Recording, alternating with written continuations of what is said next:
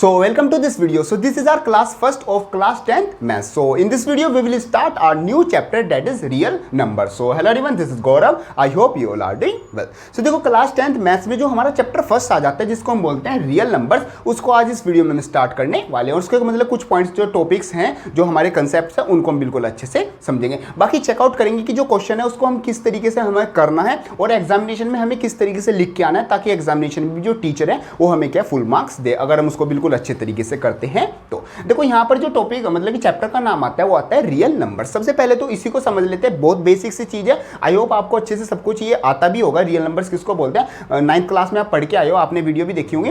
तो एक बार फिर से देख लेते हैं, हल्का सा रिकैप भी हो जाएगा। बाकी जो आपको आता है वो आप मन में मतलब खुद से बोलते रहना। बाकी अगर कोई चीज नहीं आती है तो आपको क्या यहाँ पर क्या कवर हो जाएगी। तो यहाँ पर देखो मेरा नंबर आते हैं रियल नंबर्स। तो रियल नंबर्स का मतलब क्या होता है? रियल नंबर्स का सिंपल वो मतलब होता है जिनको हम रियल लाइफ में यूज कर सकते हैं। मींस काउंट करने के लिए, किसी चीजों को बताने के लिए, ऐड करने के लिए, प्लस माइनस करने के लिए रियल लाइफ में जो यूज कर सकते हैं उन सब नंबर को हम बोलते हैं रियल नंबर्स। अब देख लेते हैं इसके टाइप्स कैसे होते हैं। देखो जो सबसे पहला जो नंबर आता है वो आता है मेरा नेचुरल नंबर। नेचुरल नंबर आपको पता है नेचुरल नंबर क्या होता है? मतलब कि मेरे यहाँ पर लिखने से पहले आप खुद ही दिमाग में मतलब डेफिनेशन जो है और जो एग्जांपल्स है वो अपने आप ही कर लेना, ताकि मतलब एक तरह से रिवीजन होता जाए। और जो नंबर नहीं पता वो आपको यहाँ पर पता चल जाएगा। देखो नेचुरल नंबर क्या होता है? जो 1 2 3 जो काउंटिंग होती है हमारी 1 से लेके इनफाइनाइट तक, मीन्स जो 1 से स्टार्ट होती है और इनफाइनाइट तक चलती जाती है, उसको सिंपल हम बोलते हैं अपना नेचुरल नंबर। आई होप आपको ये आता होगा। सेकंड इसको हम बोलते हैं होल नंबर। देखो होल नंबर किसको बोलते हैं? होल नंबर क्या होता है? सिंपल होता है नेचुरल नंबर ये, लेकिन ये क्या है, 0 से स्टार्ट होता है। जो नंबर हमारे 0 से स्टार्ट होते हैं और काउंटिंग चलती जाती है इनफाइनाइट तक, उन नंबर्स को हम बोलते हैं अपना होल नंबर। थर्ड जो नंबर आता है वो आता है मेरा प्राइम नंबर। देखो प्राइम नंबर का मतलब क्या होता है? अगर प्राइम नंबर को डिफाइन करें तो डिफाइन करने से आएगा कि ऐसे नंबर जो सिर्फ अपने और 1 के टेबल में आते हो, मीन्स जिनका जो फैक्टर है FACT और फैक्टर इटसेल्फ एंड 1, मतलब कि जिनका सिर्फ 2 फैक्टर हो, एक तो 1 और एक वो क्या खुद अपने फैक्टर हो। फॉर एग्जांपल मेरा नंबर है 5, तो 5 किस किस के टेबल में आता है? 5 1 के टेबल में आता है और 5 के टेबल में आता है। फॉर एग्जांपल मेरा नंबर 13 किस किस के टेबल में आता है? सिंपल 1 के और 13 के टेबल में ही आता है। तो ऐसे numbers the number which are only divisible by itself और ओनली 1, तो उस टाइप के नंबर्स को हम बोलेंगे क्या? Prime numbers. फोर्थ जो नंबर आता है वो आता है मेरा कंपोजिट, COMPOSIT, कंपोजिट नंबर। देखो कंपोजिट नंबर क्या होंगे? प्राइम का सिंपल उल्टा है, जिनके क्या 2 से ज्यादा फैक्टर हो उनको हम बोलेंगे composite number. The numbers which have more than 2 factors are known as composite number. For example आपका 8 हो गया। 8 आपका क्या 1 के टेबल में भी आएगा, 2 के टेबल में भी आएगा, 4 के टेबल में भी आएगा और 8 के टेबल में तो आएगा ही आएगा। मींस 1 और आप खुद के टेबल में तो आता ही आता है। उसके सिवा भी अगर किसी और टेबल में से ये डिवाइड हो जाता है, किसी और टेबल के मतलब टेबल में फैक्टर हो जाता है, तो उसको हम बोलेंगे कंपोजिट नंबर। फॉर एग्जांपल 8 हो गया, 10 हो गया, 12 हो गया, 15 हो गया, बहुत सारे हमारे नंबर होते हैं, तो इसको बोलते हैं अपना कंपोजिट नंबर। फिफ्थ जो नंबर आ जाता है यहां पर कर लेते हैं। फिफ्थ जो आ जाता है वो आता है इंटीजर्स, INTEGERS। देखो इंटीजर्स का मतलब क्या होता है? इंटीजर्स का नंबर होता है ये हमारे क्या फुल नंबर बोल सकते हैं, फिर होल नंबर हमारे होते हैं। फॉर एग्जांपल 1 हो गया, -5 हो गया, 3 हो गया और 0 हो गया। मींस ये क्या पूरे नंबर होंगे। ऐसे नहीं होगा कि 3.5 लिखा हुआ है या 3/4 लिखा हुआ है, फिर माइनस का 3/9 लिखा हुआ है। ये नंबर हमारे क्या इंटीजर्स नहीं होंगे। जो पूरे नंबर होंगे उन नंबर्स को हम बोलेंगे इंटीजर्स बोलेंगे। और ये हमारे पॉजिटिव भी हो सकते हैं, नेगेटिव भी हो सकते हैं, इंक्लूडिंग हमारा क्या 0 भी होगा। इन सब टाइप्स के नंबर्स को हम बोलते हैं अपना simply integer. The numbers which are whole numbers, means पूरे नंबर होते हैं, दे आर पॉजिटिव, नेगेटिव और 0। ये हमारे सिंपल आ गए इंटीजर्स। जो 6th नंबर आता है वो आता है मेरा इवन नंबर। देखो इवन नंबर तो सबको ही पता होता है, सिंपल हमारे जी क्या जो 2 से डिविजिबल हो जाते हैं, मतलब लिख सकते हैं DIVISIBLE, डिविजिबल बाय 2। जो 2 से डिविजिबल हो जाए उसको बोलेंगे इवन नंबर। और इसी का उल्टा मेरा क्या होता है? Odd number. ऑड नंबर का मतलब क्या है? जो 2 से डिविजिबल ना हो, जो 2 के टेबल में नहीं आते हो। फॉर एग्जाम्पल 3 7 9, ये सब मेरे नंबर क्या हो गए? 3 5 7 9, ये सब मेरे क्या हो गए? ऑड नंबर्स हमारे हो गए। तो ये सब हमारे नंबर्स आ जाते हैं रियल नंबर्स। कुछ और भी नंबर्स आ जाते हैं, जैसे हमारे यहाँ पर 7 तो हो गया, तो आगे चलते हैं। जैसे 8 नंबर हमारा क्या? Rational number. तो रेशनल नंबर आपने 9th क्लास में सबसे पहले पढ़ा था। रेशनल नंबर का मतलब क्या होता है? अच्छे से पढ़ा था। जिस नंबर को हम अपना P/Q की फॉर्म में लिख दे, where Q not is equal to 0, उस टाइप के नंबर को हम बोलते हैं P/Q। फॉर एग्जाम्पल मेरे पास पास क्या है 2.5 एक नंबर है, तो 2.5 को मैं क्या लिख सकता हूँ 25/10, और इसको काट के लिख सकता हूँ, ये 5 2 जा और 5 5 जा, तो 5/2 मैं इसको लिख सकता हूँ। और ये किस फॉर्म में आ गया, P/Q की फॉर्म में आ गया, where Q not equal to 0 मेरा नंबर है। तो इस नंबर को हम बोलेंगे अपना रेशनल नंबर। सेकंड, इसी तरीके से इसका उल्टा होता है इरेशनल नंबर। इरेशनल नंबर को क्या बोलते हैं, इरेशनल नंबर सिंपल वो नंबर होता है जिसको हम क्या P/Q की फॉर्म में नहीं लिख सकते। फॉर एग्जांपल मेरे पास नंबर है 2.234792, ये आगे से चलता ही चलता जा रहा है, तो इस टाइप के नंबर को क्या मैं P/Q की फॉर्म में नहीं लिख सकता, तो इस टाइप के नंबर को हम बोल देंगे इरेशनल नंबर्स। तो ये सारे क्या है मेरे टाइप्स ऑफ नंबर्स आ जाते हैं, और इन सब के कॉम्बिनेशन 1 2 3 4 5 6 7 8 9, ये जो 9 टोटल जो नंबर है, इन्हीं सब नंबर को हम बोलते हैं अपना रियल नंबर, जो कि हम रियल लाइफ में मतलब कि हर जगह पर अपनी काउंटिंग में, कैलकुलेशन में, हर जगह पर अपना क्या यूज करते हैं। और रियल नंबर का जो अपोजिट आ जाता है वो आ जाता है मेरा कॉम्प्लेक्स नंबर, जो कि आप जो जब 11th क्लास में अगर साइंस लेते हो, मैथ्स लेते हो, तो वहां पर आप पढ़ोगे। अभी हम सिंपल करते हैं अपना रियल नंबर। आई होप आपके जो सारे नंबर थे आपको अच्छे से आते भी होंगे, और अगर किसी में डाउट होगा तो वो आपकी क्या क्लियर हो गया। तो अब करते हैं अपना इस चैप्टर का फर्स्ट टॉपिक। देखो फर्स्ट टॉपिक, वैसे तो उसमें जो पहले जो टॉपिक आता था वो एक टॉपिक आ जाता था मेरा EDL। EDL मतलब इक्विलेटरल डीजल लेमा, काफी इंपॉर्टेंट टॉपिक होता था, एग्जामिनेशन में पक्का क्वेश्चन आता था। लेकिन अब ये जो टॉपिक है ये मेरा एग्जामिनेशन में नहीं है। अब जो हम टॉपिक करने वाले हैं वो करने वाले फंडामेंटल थ्योरम ऑफ अर्थमेटिक। देखो जितना सुनने में इसका नाम अलग सा लग रहा है ना, फंडामेंटल थ्योरम ऑफ अर्थमेटिक, पता नहीं कितनी बड़ी थ्योरम होगी, क्या क्या इसमें आएगा, जितना खतरनाक इसका नाम है, बहुत ज्यादा ये हमारी क्या सिंपल है। आप इसको इवन क्या थर्ड फोर्थ क्लास से करते आ रहे हो, तो देखो इसमें क्या होता है। देखो जो फंडामेंटल हम लिख सकते हैं FUNDA, fundamental theorem of arithmetic. देखो फंडामेंटल थ्योरम ऑफ अर्थमेटिक क्या कहती है कि जो भी मेरा कंपोजिट नंबर है उसको क्या है मैं प्रोडक्ट ऑफ प्राइम नंबर्स की फॉर्म में लिख सकता हूं। मतलब सिंपल सी बात है, जो भी मेरा कंपोजिट नंबर है, दुनिया में जो भी कंपोजिट नंबर है उसको प्रोडक्ट ऑफ प्राइम नंबर की फॉर्म में लिख सकता हूं। फॉर एग्जांपल कोई भी कंपोजिट नंबर ले लेते हैं, फॉर एग्जांपल मेरा 20, तो 20 को क्या है, 20 के जो हम क्या करते थे, हम अपनी प्राइम फैक्टराइजेशन करते थे, जो आप पहले से ही करते आ रहे हो, तो वही करना है 2 10 जा 2 5 जा और 5 1 जा। तो मैं 20 को कैसे लिख सकता हूँ 2 × 2 × 5। तो मतलब कोई एक कंपोजिट नंबर को क्या है मतलब प्राइम नंबर्स के क्या है प्रोडक्ट की फॉर्म में लिख सकता हूँ, और इसी थ्योरम को बोलते हैं फंडामेंटल थ्योरम ऑफ अर्थमेटिक। तो ये बिल्कुल सिंपल सा हमारा क्या टॉपिक आ जाता है। अब एग्जामिनेशन में क्वेश्चन किस तरीके से आएंगे, जैसे आपके पास कोई क्वेश्चन दे देगा, फॉर एग्जांपल 144 है, ये नंबर है, इसकी क्या आपको प्राइम फैक्टराइजेशन करनी है, मींस इसको इस तरीके से करके 2 हमारा आ जाएगा 2 7 जा 2 2 जा 2 36 जा 2 मेरा 18 जा और 2 9 जा 3 3 जा और 3 1 जा, और इसको 144 को मतलब 2 × 2 × 2 × 2 × 3 × 3 इस फॉर्म में मतलब मेरे को क्या लिखना होगा। तो ये सिंपल सा हमारे मतलब ये टॉपिक आ जाता है फंडामेंटल थ्योरम ऑफ अर्थमेटिक, और इस तरीके से छोटा सा एक क्वेश्चन आपके एग्जामिनेशन में आएगा इसकी प्राइम फैक्टराइजेशन करने के लिए।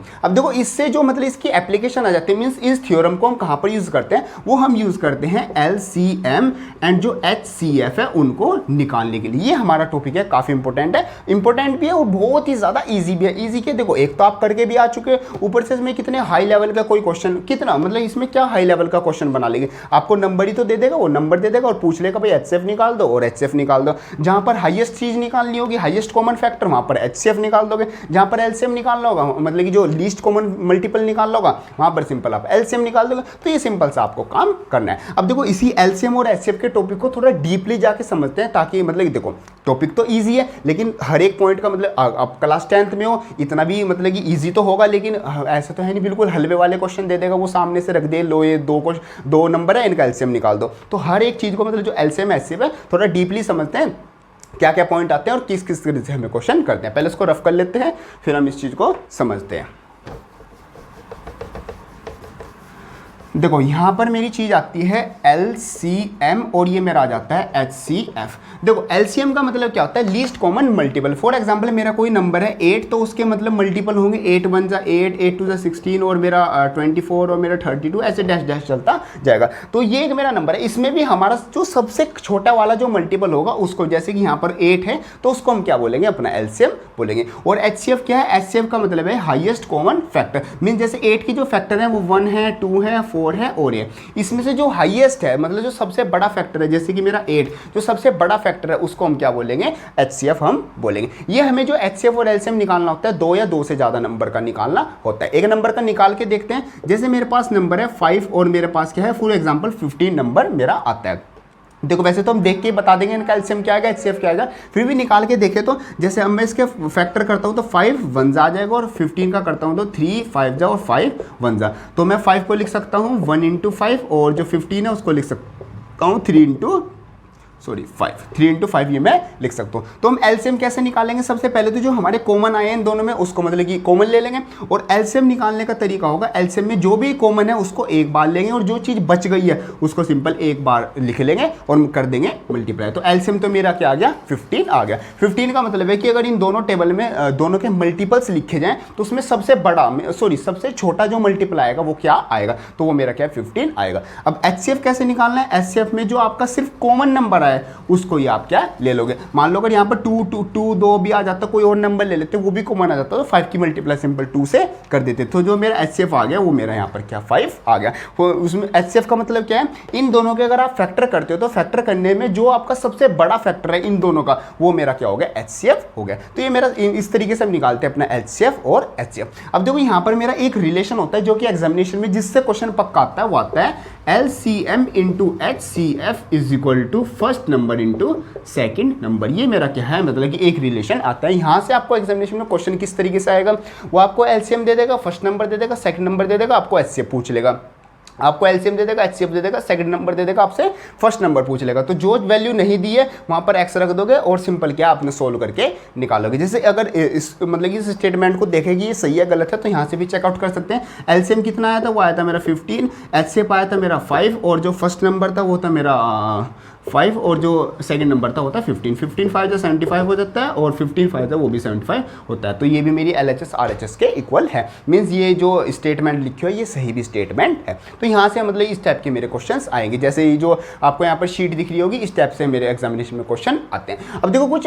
मेन पॉइंट देख लेते हैं HCF से LCM से। देखो फॉर एग्जाम्पल आपके पास कोई नंबर लिखे हुए हैं वहाँ पर LCM और HCF, जैसे ये दो नंबर लिखे हुए थे, एक इसमें वो एक और नंबर ले लेते हैं 30, जैसे 5 15 और 30 और एक और नंबर लेते हैं 45। तो मेरे पास अगर 3-4 नंबर लिखे हुए हैं तो अगर वो सब एक दूसरे के क्या है मल्टीपल हैं और एक दूसरे के क्या फैक्टर्स भी हैं, तो उनमें जो सबसे बड़ा नंबर होगा वो ऑटोमेटिकली क्या हो जाएगा उन सब का LCM हो जाएगा। और अगर वो एक दूसरे के फैक्टर्स हैं उनमें जो सबसे छोटा नंबर होगा वो क्या हो जाएगा, वो मेरा HCF हो जाएगा। तो ऐसे डायरेक्टली निकाल सकते हो। ये मेरा फर्स्ट पॉइंट हो गया। सेकंड पॉइंट देखो क्या कहता है कि जो LCM होगा, LCM हमेशा क्या है जितने भी नंबर्स लिखे हुए हैं या तो उनसे बड़ा आएगा या फिर क्या है उनमें जो सबसे बड़ा नंबर है उसके इक्वल आ सकता है। LCM का मतलब है कि जो भी नंबर्स लिखे हुए हैं या तो उन सब में से जो भी नंबर है उन जो सबसे बड़ा नंबर है उसके इक्वल आएगा या फिर उससे भी क्या हमेशा बड़ा आएगा, उनसे कभी छोटा नहीं आएगा। मीन्स इसका जो LCM है वो मेरा 45 से कम नहीं आ सकता, मतलब 45 से कम नहीं आ सकता, हमेशा या तो 45 आएगा या 45 से बड़ा आएगा।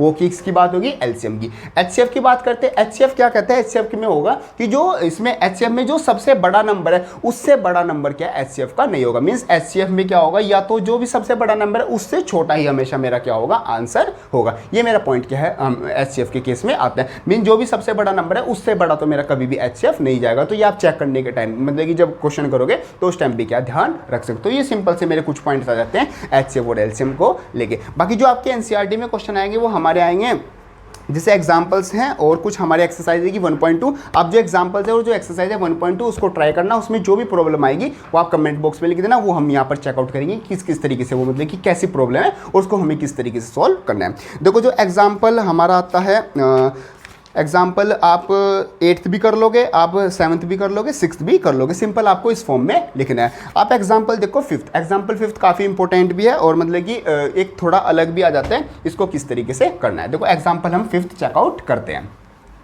देखो उसने एग्जाम्पल 5th में क्या है, एग्जाम्पल 5th में वो कह रहा है कि मेरे पास एक नंबर है जो कि है 4 की पावर n। तो वो पूछ रहा है क्या मेरे पास n की कोई ऐसी वैल्यू है जो कि n की वैल्यू रखने पर जो मेरी वंस डिजिट पर जो इसको सोल्व करके आएगा वो 0 आ जाए। तो मतलब हमें ये चेकआउट करके बताना है। तो सिंपल मैं क्या कर दूंगा, सबसे पहले तो 4 के फैक्टर कर दूंगा, जो क्या आ जाएगा 2 2 जा और 2 1 जा। तो ये मेरा जैसे क्वेश्चन है ये आ गया फैक्टर। तो 4 के जो फैक्टर्स हो जाएंगे 4 की पावर n, इसको मैं लिख सकता हूँ सिंपल 2 × 2 की पावर n। तो इस तरीके से लिख सकता हूँ। अब देखो अगर आपको जो वंस टेंस और ये जो 100 है इस वंस प्लेस पर अगर आपको 0 लानी है यहाँ पर वंस प्लेस पर अगर 0 लानी है तो आपके क्या फैक्टर्स कैसे होने चाहिए, आपके फैक्टर्स में 2 और 5 क्या है जरूर आना चाहिए। क्यों? क्योंकि 5 2 जा ही 10 होगा और 10 में ही क्या वंस प्लेस पर 0 आती है। फैक्टर में मतलब कि 2 और 5, एक 2 और एक 5 तो जरूर होना चाहिए, मतलब सारे फैक्टर 2 और 5 की फॉर्म में होने चाहिए। लेकिन यहाँ पर आपका 2 तो है लेकिन 5 नहीं है, तो इसका मतलब हम कह सकते हैं कि n की कोई भी ऐसी वैल्यू नहीं है जो रखने पर आपका क्या है 4 की पावर n रख दिया और आपका जो वंस प्लेस पर क्या है वो 0 आ जाए। तो मेरे पास ऐसी कोई n की वैल्यू नहीं है। अगर यहाँ पर क्या हो जाता है, फॉर एग्जाम्पल 2 इंटू यहाँ पर क्या 5 आ जाता, तो 5 2 जा 10, तो n की फिर कोई ना कोई ऐसी वैल्यू होती जहाँ पर मतलब कि वैल्यू रखने पर मेरी क्या आ जाती, वंस प्लेस पर क्या मेरा 0 आ जाता है। तो ये मेरा सिंपल सा क्वेश्चन आ जाता है, मेरे को चेक करके बताना था कि ऐसी कोई n की वैल्यू है या नहीं है। आई होप आपकी समझ जो क्वेश्चन है तो समझ में आ गया होगा और जो टॉपिक है ये भी अच्छे से समझ में आ गया होगा। बाकी एनसीईआरटी की जो एक्सरसाइज आती है 1.2 इसको अच्छे से आपको करना है। जो सारे क्वेश्चन आते हैं बड़े सिंपल से क्वेश्चन है, ये आप क्वेश्चन करोगे और फिर हम आगे जो इरेशनल नंबर वाला टॉपिक और जो भी सिंपल से टॉपिक है उनको आगे आने वाली वीडियो में क्या अच्छे से कवर करेंगे। आई होप आपकी जो इस वीडियो में समझाई ये अच्छे से सब कुछ समझ में आ गया होगा। इसमें अभी भी कोई डाउट आता है तो आप उसको कमेंट बॉक्स में लिख देना या फिर मेरे को इंस्टाग्राम पे मैसेज कर देना। बाकी ये जो वीडियो है ज़्यादा से ज़्यादा अपने जो फ्रेंड्स है क्लासमेट्स हैं उनमें जरूर शेयर कर देना। अभी चैनल भी नया है तो मतलब कि थोड़ा सा आपको मतलब थोड़ी सी आपको भी हेल्प करनी होगी, थोड़ा सा मतलब कि इसको मतलब कि बड़ा करने में। बाकी यहाँ पर से इस साइड से तो हम आपकी क्या पूरी हेल्प करने वाले हैं। आपको नोट्स भी प्रोवाइड करेंगे, आपको जो फ्री कोर्सेज है वो सब कुछ प्रोवाइड करेंगे, साथ आपको क्लास 10th में और क्लास 10th के बाद किस किस तरीके से करना है उसकी भी आपको गाइड करेंगे। बाकी ये वाली वीडियो हेल्पफुल लगे तो उसको लाइक जरूर कर देना और जाते वक्त चैनल को सब्सक्राइब जरूर कर लेना। मिलते हैं अपनी नेक्स्ट वीडियो, तब तक के लिए थैंक यू।